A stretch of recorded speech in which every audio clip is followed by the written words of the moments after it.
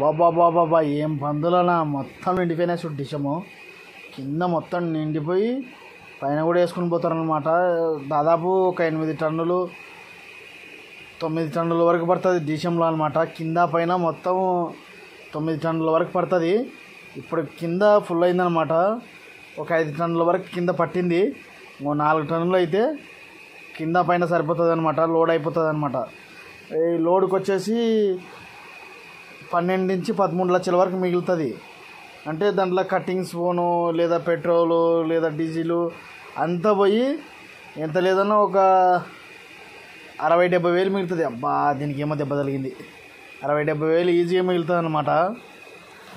అంటే బండి ఒకసారి పోయి వస్తే మన బెంగళూరుకి ఒకసారి పోయి వస్తే 70-80 వేలు మిగులుతుంది ఒక్క బండి మీద.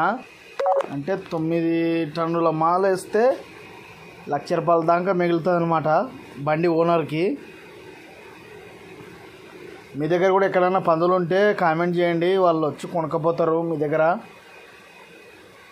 మంచి బ్రీడ్ అనమాట ఇవి. అంటే ఒక్కోటి 20 నుంచి 30, 40, 50 కేజీల వరకు ఉన్నాయి. పర్లేదు, మేము వస్తలకే మొత్తం బండి ఫుల్ చేసినారనమాట. పైన ఒకటి నింపేస్తే సరిపోతుంది అనమాట. గాయస్ మీరేమైనా కొత్తగా ఫామ్ పెట్టాలనుకుంటే డిస్క్రిప్షన్లో మన నంబర్ ఉంది, ప్లీజ్ కాల్ మీ. మీకు ఎలాంటి సజెషన్ నేను ఇస్తా. అంటే మీరు పందులు ఎలా పెంచుకోవాలి, ఎలా అమ్మాలి అనేది మొత్తం డీటెయిల్స్ చెప్తానమాట. మీకు ఫోన్ చేయండి, డిస్క్రిప్షన్లో మన నంబర్ ఉంది. ఆల్ ఓవర్ ఇండియా ఎక్కడైనా సరే